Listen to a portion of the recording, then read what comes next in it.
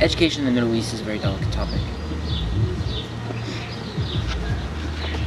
Wars in the Middle East have deprived over 13 million children of a proper education. In Syria, Iraq, Yemen, and Libya, almost 9,000 schools are not being able to be used for education. 13.7 million who are out of education represents about 40% of school-age children in Syria, Iraq, Yemen, Libya, and Sudan. The UN fears that if this is not a treated problem, it could jump to 50% of the entire school-age population in the Middle Eastern region. In 2014 alone, there was 214 attacks on schools, according to UNICEF, in the MENA region, which is Middle East and North Africa.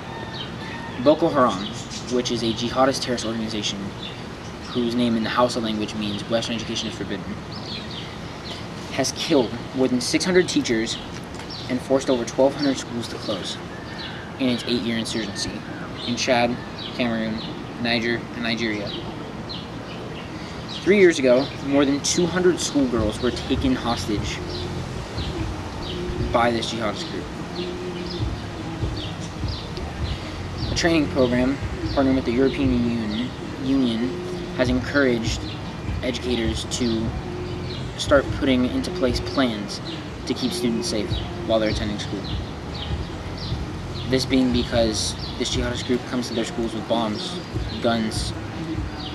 They're ready to do anything they can to stop our Western civilization from coming over and helping them with better education, science, technology, things that would, in the long run, make their entire social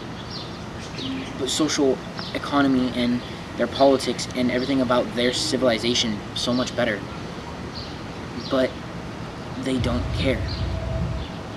They deny women a right to education, which is a direct violation of the United Nations Declaration of Human Rights, Article 26, which states, everyone is entitled to an education, which will be free at the elementary and fundamental levels, this being from kindergarten to high school, 12th grade. They, based on their religious, cultural views, do not believe that women are entitled to an education. They also don't believe that children should be entitled to education provided by Western teachers or those trained by anybody that believes in Western civilization.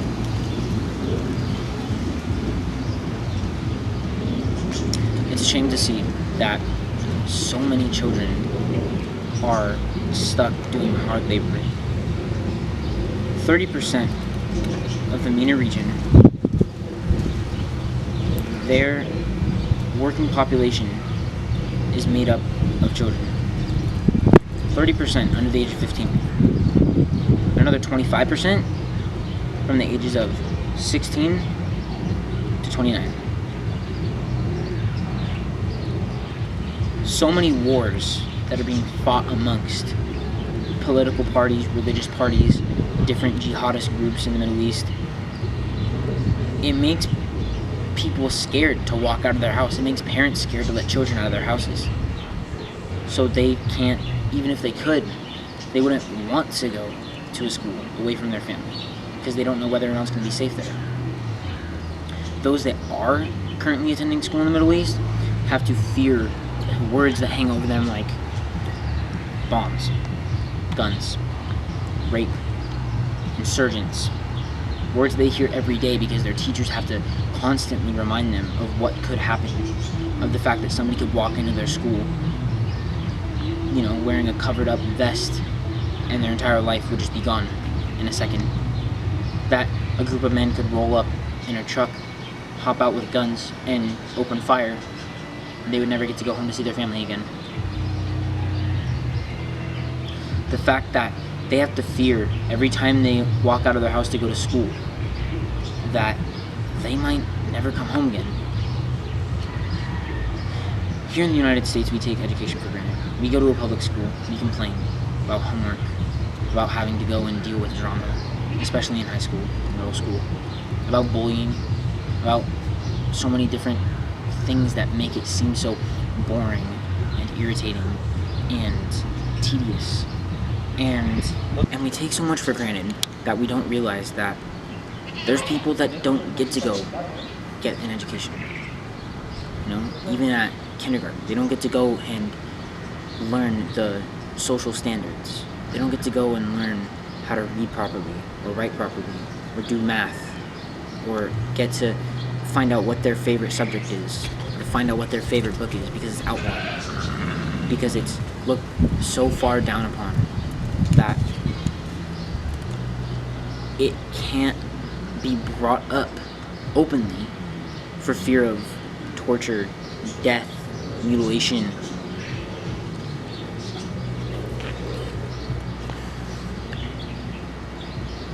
We need to put a stop to this. We need to go and we need to send ambassadors and educators to the Middle East and make it known that a Western education is something that can help, especially with the denial of women having a right to education. Especially the fact that these young women could grow into amazing powers. Politicians, doctors, scientists, people that can make their world a better place, people that could further help their social economy be structured, people that could change the world. But they don't get the chance because of something that somebody said a long time ago, that women should not be entitled to this, that children should not be entitled to this, that the West is evil because they want us to change. Western civilization wants to change the Middle East for the better. We want to help educate these young, bright minds that are just ready to be shaped. Like how you would take a piece of clay and turn it into a beautiful vase. Just like you could take a child, put them through education, through school, and by the time they're done, they understand the world so much better. They understand how the politics of their area affects them, how the religion that is followed in their area affects them. We take our education for granted so often that we don't realize how much it has really taught us. Not just the math, not just the reading, the writing, the essays. We don't realize that it's taught us how to be socially acceptable among other human beings, how to talk to people, how to make friends, how to deal with problems, how we understand politics and religion, and how those can affect one another. How we can understand how somebody can think of something and turn it into reality, and from there, it makes the world a better place. It brings everybody closer together. How the economy can work, and how we can make our lives better. Boko Haram, the jihadist group, is still strong in the Middle East and North African regions. Heavily in Nigeria, Niger, Cameroon, and Chad.